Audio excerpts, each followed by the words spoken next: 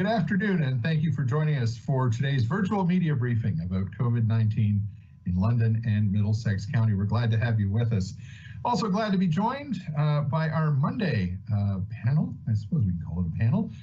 Mayor Ed Holder is here, as well as the Warden of Middlesex County, Cathy Burghardt-Jesson, the Middlesex-London Health Unit's Medical Officer of Health, Dr. Mackie, and the Chief Medical Officer at London Health Sciences Centre, Dr. Adam Dukelow. Welcome to the media who are in attendance today as well. We invite you to share your questions here on Microsoft Teams. Just click on the text bubble with the question mark to submit your questions, indicating your name, your media outlet, and who your question is for. And finally, a welcome to those who are watching and listening to this afternoon's virtual media briefing. Those who are tuning in on Rogers Television, as well as the Rogers Facebook page and YouTube channel, listeners on Global News Radio AM 980 CFPL, and those who are watching on the CTV London website. Let's get to the opening remarks right away, and we'll start with Mayor Ed Holder. Well, thank you, Dan. Good afternoon, everyone. You know, it was another relatively busy weekend for our bylaw enforcement officers. A 20-year-old man was served a summons for hosting a gathering in the 800 block area of Talbot Street, while charges are pending in relation to another large gathering in the Hyman Street area. In addition, 2 businesses were charged for not adhering to provincial regulations on curbside pickup and safety plans, while a protest that occurred at Victoria Park on Saturday remains under investigation. Aside from that, I'm aware of some people who took it upon themselves to illegally use our public golf courses in London. Unfortunately, we can't be everywhere at all times, but we do have security on site, and we are working with bylaw regarding enforcement. And when those individuals are charged, it will be significant. But in the meantime, the message is simple and really straightforward. While the current legislation is in effect, courses are closed. Stay off and stay away. Look, if we do things right and stay the course, given the amount of vaccine we're expecting, this month has real potential to be the month where we finally break the pandemic's back. This doesn't happen, however, if we take shortcuts like we've seen over the weekend, and not if we don't take advantage of opportunities to encourage others to do the right thing. Well, that's why in part I'm doing a little addition to my own email signature block, which reads, and I'll quote this: "A gentle reminder for us all, now is not the time to let our guard down. Wear your mask, physically distance, wash your hands, don't have friends over, get the first vaccine available, because the actions we take today will define the results we get tomorrow." And that's it. I saw earlier today that the UK reported just a single COVID death, and that's today. Those lowest numbers it's had since March of 2020, when the pandemic really took hold. I share that because there are 66 million people who live in the UK, and just one COVID death. By comparison, sadly, we're also reporting 1 death today in Middlesex. We can achieve what they're achieving in the UK and some amazing results in Israel and elsewhere. This could be the month where it starts to happen, but only if we allow and follow the advice from public health officials. The same advice I'm now including in my email signature block, and I would encourage you to do the same as well. Wear your mask, physically distance, wash your hands, don't have friends over, and get the first vaccine available. Over to you, Warden Cathy. Great. Well, thanks very much for that message, Mayor Ed, and it's great to be with you this afternoon. Certainly the numbers that were released earlier today are encouraging and should be a signal of hope. However, as the mayor has reminded us many times over the past few months, we can't get too low with high numbers, and we can't get too high when low numbers are announced. But we can be cautiously optimistic. Certainly, we can not believe that this is going to be a permanent trend, but perhaps it's a step in the right direction. It is a sign that the measures imposed on us and the work that we are doing is helping the situation in front of us. Like you, I enjoyed this past weekend. The weather was so great, and we were fortunate enough to be able to enjoy it. I did have opportunity yesterday to be out in the county, and while I saw lots of activity, certainly people were taking advantage of being outdoors. I was so encouraged to see the measures that people were taking. They were being physically distant as they were walking down a sidewalk with friends. People were wearing masks. So I want to say thank you for those efforts. The news and startling images from India should serve as a reminder to all of us not to let our guards down. As I've said so many times, we all have a role to play in this. And when we are out of this, and when we look back on this pandemic, how do you want your role to be remembered? So don't give up. Continue to do your part. As appointments for vaccines will be opened up to more demographics later this week, I encourage you all, when you are eligible, to make that appointment. From the county perspective, we are thrilled that our agricultural workers who cannot work from home will become eligible for the vaccine this week.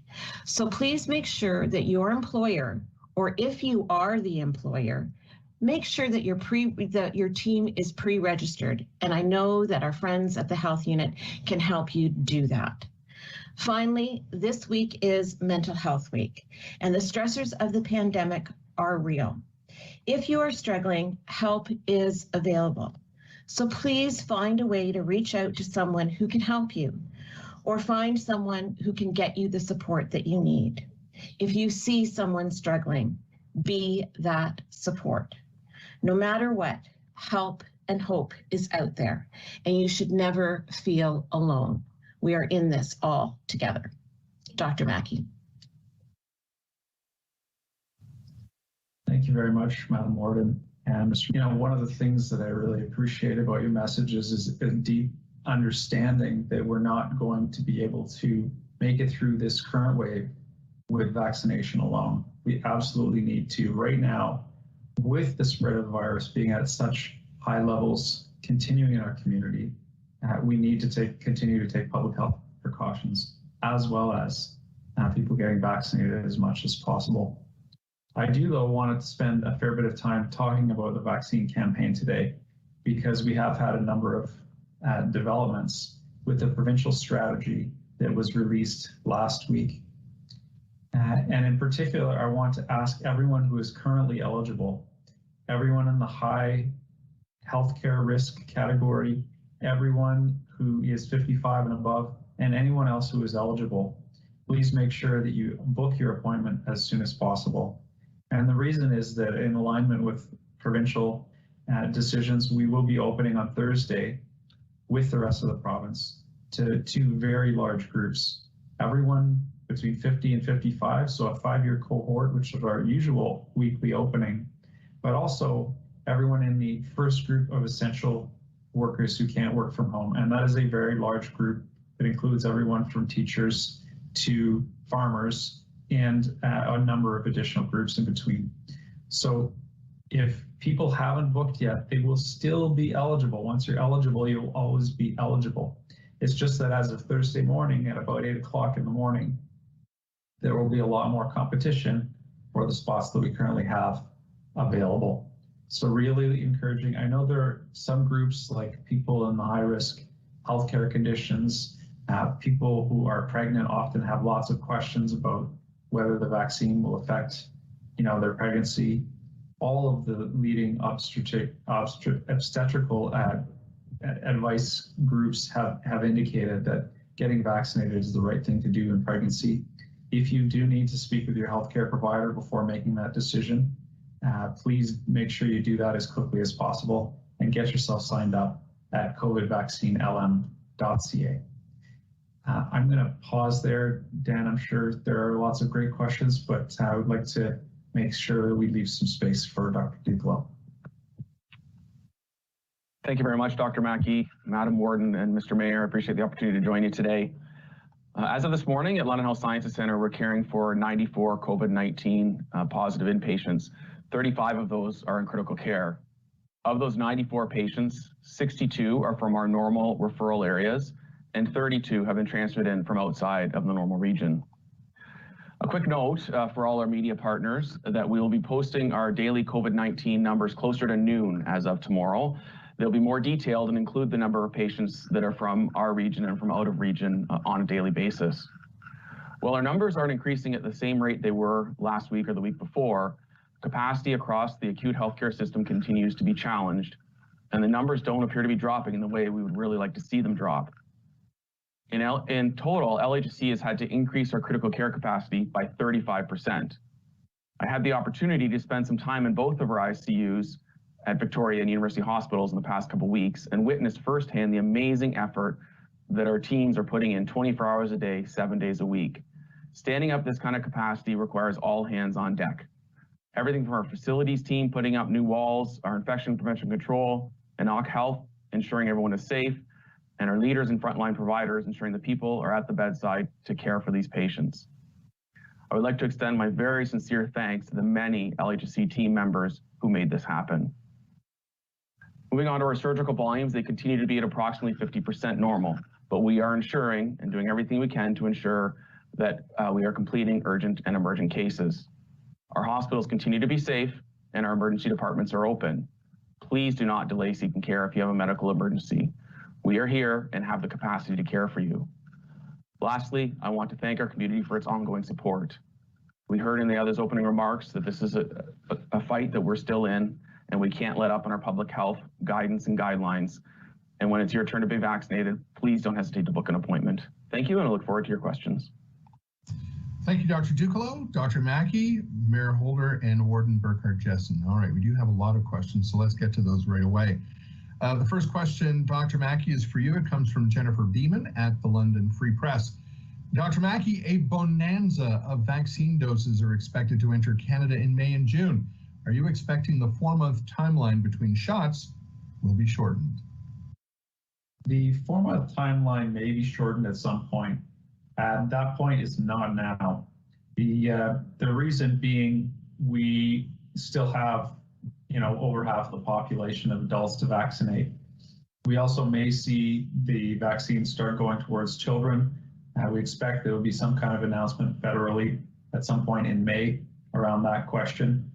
So the provinces will have to make decisions about whether they move to second doses to adults or move to first doses for children. We are seeing the second doses being booked in the clinic. And so we, in through the months of June and July, we'll be doing a lot more second doses for people who were vaccinated 4 months prior. We're at this point not planning for wide-scale changes to the 4-month eligibility. It's likely that as we move into June, that the people who are vaccinated in June may see their appointments being booked sooner. But and it may be that at some point we have to try to move towards mass rebooking, but we're definitely not at that point yet, Jennifer. And a follow-up from Jen Beeman for you, Dr. Mackie. How would the health unit proceed if the 4-month interval were shortened? Mass rebookings of appointments, leaving existing second appointments as is, but scheduling new first doses with a shorter gap? Is bumping up tens of thousands of appointment in the London area feasible? Yeah, it's a good question. I mean, it's a bit speculative. We have done the mass rebooking when we needed to, when the province made the decision to extend second doses to 4 months. That went fairly well, not without a few examples where people had entered incorrect emails, so they didn't get the information. We did have some people show up to clinic appointments, hadn't been informed that their second appointment had been moved, and obviously that was quite distressing to those people. So, it's entirely feasible. It would be quite a headache and challenging for dealing with those small number of situations where the system doesn't work perfectly. But if we had to do it, we would. Thank you, Dr. Mackie. And another, just a final follow-up from Jen Beeman for you. And this is about the appointments that opened up at the North London Optimus Community Centre today and tomorrow due to more vaccine arriving. Jen is asking, what is this week's shipment and how many doses can the London area expect to see in the coming weeks?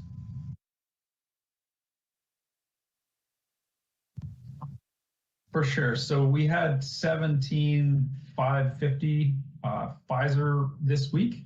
That was a big jump that was shared with us late Thursday, and that's about twice what we received last week and above. I mean, this is our largest shipment to date, so that's really fantastic news. Well, I guess we had one shipment that was very similar in size, maybe a little bit larger, but it really did allow us to add a number of additional appointments this week, and it's great to see those appointments being snapped up, getting vaccine into arms as quickly as possible. Thank you, Dr. Mackie. The next question is for Dr. Dukelow, and it is from Jen Beeman at the Free Press. Dr. Dukelow, when was LHSC's last patient transfer from outside of the region, and how many is the hospital expecting to receive this week? Thanks very much, Jen. We continue to receive patients on a daily basis, specifically into our critical care units. Onto the medical wards, we're anticipating receiving 8 this coming week, and the critical care transfers are dictated by the critical care command center of the province, but it's usually been between 2 to 4 patients per day. Thank you very much. And a follow-up question. Dr. Dukelow, has LHSC had to use the 3 pandemic ICU beds at Children's Hospital for adult patients yet? We have in fact put non-COVID adult patients into the pediatric ICU. All right, thank you very much. Let's move to our next question. Steve Young at CTV London and News Talk 1290 CJBK. Dr. Mackie, this question is for you. Dr. Mackie, what do you know about COVID cases at the Walmart in Argyle? Is there an outbreak there? Yes, there is an outbreak. Thanks for asking, Steve. The situation there is entirely contained to staff who don't have any interaction with the public. So we're not talking about, tellers at all. We're talking about people like receiving, where they don't have face-to-face interaction with the public. So we have worked with the Walmart there and with the staff to make sure that anyone that's had any contact with those positive individuals is isolating at home, gets tested as appropriate. The outbreaks have been declared, and we believe the measures will largely contain what's happening there. Thank you very much. We have another question from Jen Beeman that just came in. Dr. Mackie, are you expecting, actually, I think you may have spoken already about this, maybe not, this looks a little more detailed. Are you expecting to open eligibility to all Group 1 workers and 50 and over people at all at once this week? My goodness, I'm having a tough time with the question. Will our booking system be able to handle that? Yeah, thanks for the question, Jennifer. Again, it's a situation where the volume of booking on that date, on Thursday, is likely to lead to some, various forms of frustration, whether people have trouble navigating the website or their browser issues or whatever. But I mean, if we look back, the Friday's opening to 55 plus was relatively small, simply because so many of those folks had done the right thing and gotten AstraZeneca vaccine. But if you look back to our previous opening of 60 to 65, we did see about 10,000 people book within 24 hours. So while we do hear, every time there is this sort of large opening, some people do have some trouble. We also know that the job is getting done with 10,000 bookings in 24 hours. So we anticipate the same, and we'll have our IT team on standby in case there are any IT issues. We always are unable to keep up with the phone volume, and so really encourage people to book online at covidvaccinelm.ca. But we will be staffing the phone line up for Thursday's opening as much as we can, and then helping anyone that has difficulty. So there is an email that people can use, covid.vaccination@mlhu.on.ca. I'll plop it into the chat for this so that if anybody has problems with the website or booking on Thursday, they can email that contact. Thank you, Dr. Mackie. Let's move to our next question. Mayor Holder, this one is for you, and it touches on something you spoke about earlier in your opening remarks. Steve Young at CTV London and News Talk 1290 CJBK would like to know, Mayor Holder, what is your reaction to people jumping on the Fanshawe Golf Course this weekend that CTV cameras captured on video? Well, thanks for the question, Steve. First, I understand why people want to get out. I understand why they want to golf. But I find this particular activity disrespectful, ignorant behavior. No one's above the law, and these individuals know they are breaking the law. They're trespassing, and they're running afoul of provincial emergency legislation. So when they're caught, and they will be, then I hope they get the maximum fine to make the point. Because we get to a stage where we have to say enough's enough. As much as I would like to have golf courses open if it was up to me, it is not the legislation of the day. And as a result of that, when these people blatantly do this, we should all be offended by that activity. Thank you, Mayor Holder. Next question is from Hope Mahood at the Western Gazette. Dr. Mackie, this one is for you. Dr. Mackie, why is Western University's Perth Hall outbreak still active, given the last day to move out of residence was May 1st?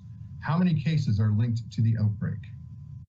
Yeah, I appreciate the question, Hope. So I can answer part of your question, but I can't answer all of it. The question why it's still active is, we've still had cases in that recent period. So from our perspective, even though the facility is closed, there's still an outbreak, a number of people associated with that. We're still monitoring people that have had close contact. And, if any new cases in the contacts in that facility were diagnosed, they would be added to that outbreak. And so from our perspective, we're still tracking it. It is still an outbreak. The question of how many cases are linked, I can't give you a solid update, and that's because the provincial data tracking system went down early yesterday. So, anyone who's looking at today's case count of, it was in the 40s, can be assured that there were actually more than 40 cases that were diagnosed yesterday, just that our lab system wasn't able to report them directly because of that provincial data system outage. So, and that of course affects the outbreak, all the outbreaks at Western as well. We have data on those outbreaks that is somewhat dated. So I wish I had the perfect information for you, and we'll hope if we are able to follow up and track that number down for you today, we will do that. Otherwise, we'll get it to you as soon as we can. And Hope has a follow-up question, Dr. Mackie, and I think you've spoken to the first half of her question, which is how many cases were linked to each of the 6 Western outbreaks. The answer there, Hope, as Dr. Mackie mentioned, is we don't know right now, but that is numbers, information that we can get. But the second part of her question, Dr. Mackie, I think is a good one to ask. What are your feelings on most of the residents' outbreaks being declared over and students traveling home for the summer? Well, I mean, as much as it's helpful to see the local numbers starting to stabilize, would just really encourage all of those students to be as safe as they can as they return home. We have asked students to quarantine if they're able to when they return to their home communities for 14 days so that they can keep family and friends as safe as possible. And of course, monitor yourself for symptoms and stay home if you have them. Thank you very much. The next question is for Mayor Holder. This one comes from Jane Sims at the London Free Press. And it's touching on what seems to be a bit of a theme today, Mayor Holder, and that is the golfers at Fanshawe. Mayor Holder, Jane asks, can you be more specific about the scofflaw golfers? Were these people who jumped the fence and played? Are they being charged with trespassing? Also, how many people were at this Victoria Park protest, and were they all ticketed? Can I be more specific, Jane? How about ignorant? How about disrespectful? How about a lawbreaker who puts themselves above the law? So you call them scofflaws, and I think of them some of the most ignorant, inconsiderate people that London has. Look, I'm not aware of the detail about how they got on the golf course at this time, but that is under investigation. But between police and bylaw enforcement, they do a pretty good job of following up on this. And as another media indicated, there was someone on some caught on camera. We will get them. And I don't say that to be vengeful. I say that because no one is above the law. Because as soon as we do that, it leads to anarchy. And it leads to people just saying, I can do whatever I choose. Well, they cannot. Not during a pandemic. Please God, this will be over soon. And when it is, I would love all businesses to be open. As far as the protests at Victoria Park, those details are coming into me. But similar to the situation you saw with the OPP in Tillsonburg, we've had a practice of going back and ensuring that people who are the organizers of such events are charged and to the maximum, and participants as they're identified, but the key typically are the organizers of this event. So those details will follow. I just don't have them at present. Thank you, Mayor Holder. Let's go to our next question. Dr. Dukelow, it's a follow-up from Jennifer Beeman to an earlier question you answered about the children's ICU. Dr. Dukelow, Jennifer asks, when did the adult patients get put in the children's ICU? And will LHSC be adding additional critical care capacity this week or next? Thanks very much, Jen. As much as I'd like to be able to answer the timing and number of patients that are in the pediatric ICU, I can't due to privacy restrictions. So I can't provide that information at this point in time. In terms of additional critical care capacity, we are actively working on plans that we could put in place if we needed to add capacity, but nothing is firm at this point in time. Thank you very much. Let's go to our next question. It's from Matthew Trevithick at Global News Radio, AM 980 CFPL. Dr. Dukelow, this one is for you as well. Dr. Dukelow, you mentioned that LHSC has expanded its critical care capacity 35%. What does that look like on the ground? Have any additional beds opened in addition to those previously reported? So that is an indicator of the beds we previously reported. So we've opened an additional 25 critical care beds above and beyond our normal critical care capacity at this point in time. Thank you, Dr. Dukelow. And I see, Mayor Holder, you have some additional information to pass along. Yeah, thanks, Dan. I just hope listeners will hear what Dr. Dukelow and Dr. Mackie have been talking about in terms of the seriously increased numbers in critical care and so many coming from away, and the high numbers in ICU. This is real. And the reason that the warden and I, certainly at the political side, have been pushing so hard on asking people to do the things they need to do for themselves and for each other is so that we can take the pressure from our frontline workers, our healthcare and first responders, the kinds of things that are happening in our hospitals today are real. And so we're doing it with every right intention. And while we know that most people get it, most people pay attention and obey the law, I'll tell you, I will have no tolerance for those who don't. And it's for the sake of keeping Londoners and folks in Middlesex County safe. I know we all believe that. Thank you, Mr. Mayor. And we did get a question that just came in from Steve Young at CTV, a follow-up to his earlier question. I'm wondering if now might be the best time to ask it.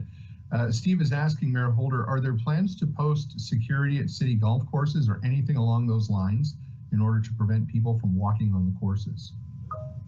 Yes. Okay, there we go. Thank you, sir. Let's go to our next question. Dr. Mackie, this one is from Matthew Trevithick at Global News Radio, AM 980 CFPL. Dr. Mackie, roughly 24 cases are active in the region associated with childcare and early years settings, including 14 at a single facility. Can you speak to the increase of cases seen in this sector and what the health unit is doing about it? Yeah, no, appreciate the question, Matthew. And as you can imagine, these settings are quite different from any other setting in that public health measures are very difficult to implement. You can't have daycare for small children with distancing. You could try the masking, but it doesn't always stick. And hand hygiene is not what it is in some other places. We're very fortunate that we only have 2 outbreaks right now. One was declared over recently, and those 2 outbreaks are the majority of the cases. All the rest are 1 or 2 cases in each facility. You know, the biggest intervention that we can offer there right now is vaccination. You know, the one facility did have to substantially reduce their operations, and I believe they may have had to voluntarily close because of staff affected.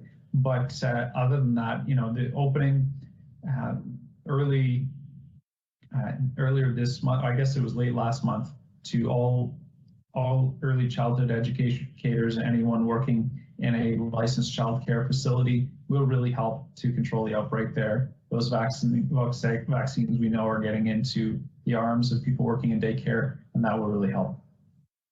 Thank you, Dr. Mackie. Dr. Dukelow, the next question is for you. And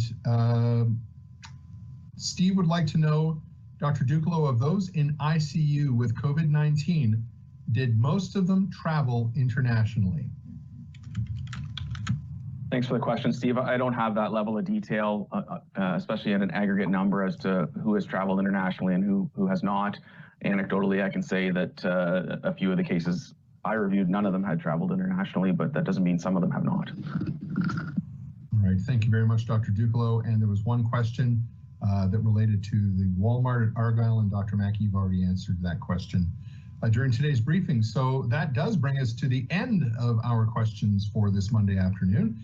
Thank you so much for joining us, and a thank you to Mayor Holder, Warden Burghardt-Jesson, Dr. Mackie, and Dr. Dukelow for joining us, as always, with their insights and information about COVID-19 in London and Middlesex County. Thank you for joining us. We will be back for our next virtual media briefing this coming Thursday, so plan to be there with us, 2 p.m. We'll see you then. So between now and Thursday afternoon, have a great rest of your day, and so long for now.